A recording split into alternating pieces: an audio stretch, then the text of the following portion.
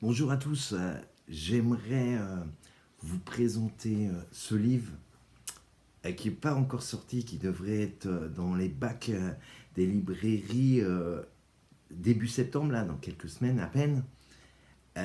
Troubadour d'espérance, de l'addiction à la mission. Et pour moi, c'est important de présenter ce livre d'abord pour que vous compreniez qu'il y a un contenu rempli justement d'espérance. Alors, la meilleure façon, me semble-t-il, en tous les cas, c'est de vous partager les quelques lignes, peut-être deux, trois pages. Il y en a 265. Alors, vous aurez de quoi en manger, de quoi bader là-dessus, parce que je pense que c'est un travail de long terme et j'en suis assez fier. Parce que dans les temps que nous sommes en train de vivre, particulièrement une rentrée peut-être qui semble difficile, nous avons besoin de cette espérance, de cette paix profonde, de cette joie malgré les difficultés de la vie. Alors j'ai intitulé ce premier chapitre, je dirais, Missionnaire des cœurs, c'est ce que je suis en fait depuis un certain temps. Ce livre raconte le retour d'un homme tombé et relevé par la grâce de Dieu, un témoin d'un nouveau genre qui renverse les codes établis et bouscule les normes habituelles au sein même de l'Église de Jésus-Christ. Mais je souhaite surtout que ce récit soit une source de paix, de joie, d'espérance et d'amour pour tous ceux qui le liront. Et j'espère que vous serez nombreux. C'est une action de grâce de plus de 12 années au service de Dieu, dans un apostolat de témoignage, d'exhortation et de prédication. C'est aussi un constat, un regard d'une génération sans aucune prétention. Je donnerai aussi une vision de l'Église de France. Témoin itinérant, je passe mon temps entièrement au service de l'annonce de l'Évangile à travers le monde, et plus particulièrement en France, nation en voie de déchristianisation et terre de nouveaux missionnaires. Les amis, il y a du taf, vraiment. C'est un chantier immense, l'enjeu est majeur. Il y a peu de gens motivés, et ça depuis déjà un certain temps. Voilà. Qui appellerai-je dit le Seigneur. Entendez cet appel. Cependant, les temps changent, alléluia. Une nouvelle moisson pointe, une nouvelle saison spirituelle commence. Le feu de l'Esprit Saint embrase et illumine de plus en plus les cœurs des jeunes, et particulièrement des jeunes Français, afin que la nation France retrouve son appel premier de fille aînée de l'Église. Je suis donc un laïc missionnaire, mais je n'ai pas été envoyé dans les pays pauvres matériellement. Je pense que la France vit une vraie fracture de la foi. Une misère spirituelle, c'est la plus grande pauvreté à mon sens. Donc je partagerai des petites histoires vécues, des témoignages de jeunes, des petits enseignements, un pèlerinage que je vous propose de faire avec moi sur le chemin de la nouvelle évangélisation. Alors accrochez-vous, hein, la parole de Dieu sera avec nous. Hein, je place la croix devant nous et le monde derrière nous. C'est parti pour une passionnante aventure que je vous ferai vivre au travers des lignes de ce livre, avec un leitmotiv: avec Dieu, le meilleur reste à venir. Tout simplement, Paul nous le dit, car si Dieu est pour nous, qui sera contre nous?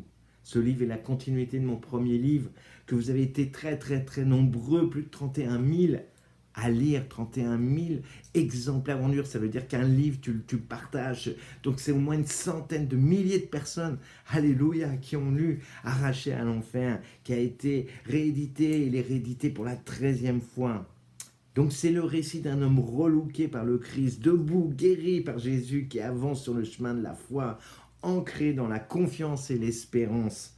Je trouve que c'est merveilleux d'avoir vécu tous ces nombreuses rencontres. Ce sont des Fioretti simples, parlant de personnes ordinaires, mais qui possèdent en elles un Dieu extraordinaire. Des hommes et des femmes que j'ai croisés, les gens les plus heureux de la terre, les plus libres aussi, malgré les épreuves de la vie qui n'épargnent personne, frères et sœurs. J'aimerais que ce livre soit un détonateur, qu'il soit un mouvement, une marche, un élan vers le cœur du Père, vers une intimité avec Jésus, son Fils, accompagné par la puissance du Saint-Esprit. Que notre terre intérieure soit visitée par le ciel et que devienne fertile comme un rafraîchissement par le souffle de l'Esprit Saint, cette brise légère qui pénètre l'intime de notre âme afin que notre être extérieur rayonne de la tendresse du Père du ciel. Que notre passage sur cette terre soit inscrit en lettres d'or dans le grand livre de la merveilleuse histoire de l'éternité, impacté par la présence de l'amour de Jésus au-dedans de nous, qui laisse une trace indélébile de notre séjour ici-bas, une pierre d'achoppement à l'édifice de cette cité de bonté. Imprégnés de la miséricorde de Dieu, devenons bâtisseurs de cette civilisation nouvelle, empreinte d'espérance et d'amour. Et cela, quelle que soit la condition dans laquelle on se trouve.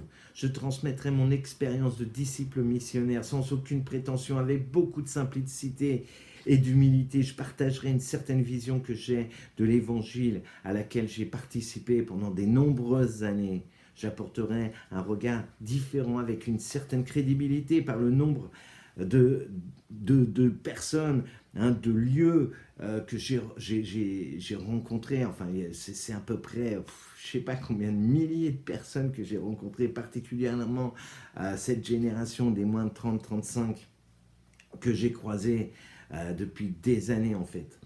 Je me ferai le porte-parole de certains messages de ces jeunes en donnant quelques témoignages de vie reconstruite. Je serai le temps d'un livre, le cri des sans-voix, et aussi des sans-voix, sans chemin, des perdus, ceux qu'on ne voit pas en fait. Les jeunes sont la partie la plus délicate et la plus précieuse de la société, dit Don Bosco. J'en profiterai aussi pour consacrer un chapitre entier sur les dépendances, les addictions, proposant un parcours pour se libérer des attachements mauvais. Donc, frères et sœurs, il y en aura pour tous les goûts. Vraiment, laissez-vous surprendre et peut-être déranger légèrement par ma façon d'écrire. C'est la même façon dans laquelle je parle. Par cette vue d'ensemble d'un pays dans lequel je suis missionnaire des cœurs. L'important pour servir Dieu, frères et sœurs, ce n'est pas d'attendre d'être parfait, pour donner envie de chercher celui qui est le chemin, la vérité et la vie. C'est d'être nous-mêmes, c'est d'être renouvelé par la grâce de notre baptême, c'est d'être entier, c'est d'être libre de se savoir aimer, de se savoir pas orphelin, de se savoir enfant de Dieu. Voilà ce qui nous rend libre, voilà ce qui nous rend fort, voilà ce qui nous rend paisible et rempli d'une vision dans laquelle nous pouvons rentrer, parce que chacun d'entre nous, nous avons un plan, une destinée que Dieu a tracée déjà pour nous. Et nous en avons besoin, et d'autant plus ces temps-ci, nous en avons combien plus aujourd'hui. Et si nous n'avons pas cette paix intérieure dedans de nous, automatiquement nous sommes troublés, nous avons peur, nous avons, voilà, et toutes ces violences qu'on peut rencontrer, si nous n'avons pas cette paix intérieure, Dieu est le Dieu de la paix, il nous donne cette paix au fond de notre cœur. C'est un livre qui est consacré à l'espérance, qui est consacré à cette vertu théologale qui est la foi, l'amour. Et cette espérance, cette petite espérance, cette belle espérance, cette petite sœur qui entraîne, je dirais, les deux autres vertus vers le haut, qui nous entraîne, qui nous attire. Et le ciel n'est pas bien loin, frères et sœurs, il est là. Nous pouvons le goûter, nous pouvons, comment dire, pressentir déjà l'éternité, malgré les difficultés. Parce que si tu as vécu l'enfer ici-bas, ou si tu vis l'enfer ici-bas, dis-toi que tu peux très bien vivre le ciel aussi. C'est ce que j'essaie d'écrire, ce que j'essaie de crier au travers de ces lignes. Et tous ces jeunes qui ont, d'une certaine manière, participé avec moi, au travers des messages qu'ils ont entendus. C'est ce cri aussi. Nous avons besoin de chacun d'entre nous Nous avons besoin de retrouver le sens premier de notre vie. Nous avons besoin d'être christocentrés. Nous avons besoin d'être des témoins, d'être des saints de cette nouvelle, comment dire, civilisation que nous devons construire, je crois sincèrement. Et Dieu a besoin de toi, Dieu a besoin de chacun d'entre nous en fait. Voilà, donc n'hésitez pas à aller vous arracher le livre, vous le commandez, non pas en ligne, bon si vous ne pouvez pas faire autrement, mais nos libraires ont besoin aujourd'hui, ils ont passé une crise comme la plupart d'entre nous, donc n'hésitez pas à acheter des livres en librairie, si vous ne trouvez pas, vous allez aux éditions des Béatitudes, si vraiment tu ne trouves pas, tu viens, tu me cherches en message privé sur tes réseaux, et puis tu viens, et puis moi je te balancerai un livre sans aucun problème. Voilà, Troubadour d'espérance. Que Dieu vous bénisse, bien-aimés de Dieu, qui bénisse votre famille, qui bénisse vos enfants, qui bénisse votre conjoint, qui bénisse vos frères, vos sœurs, qui bénisse vos amis, les amis de vos amis, qui bénisse largement parce que c'est un Dieu qui ne sait que bénir. Et il se sert des pauvres personnes que nous sommes pour bénir à notre tour. Alors Dieu vous bénisse largement. Merci pour le temps que vous avez pris pour m'écouter. Je sais que 11 minutes c'est long dans un agenda d'une journée, mais j'espère que ça vous aura donné au moins un avant-goût peut-être. Moi je suis pas un très bon lecteur, j'écris un peu mieux que je lis, enfin j'espère en tout cas parce que sinon c'est pas la peine de l'acheter. Voilà, Dieu vous bénisse vraiment. Merci.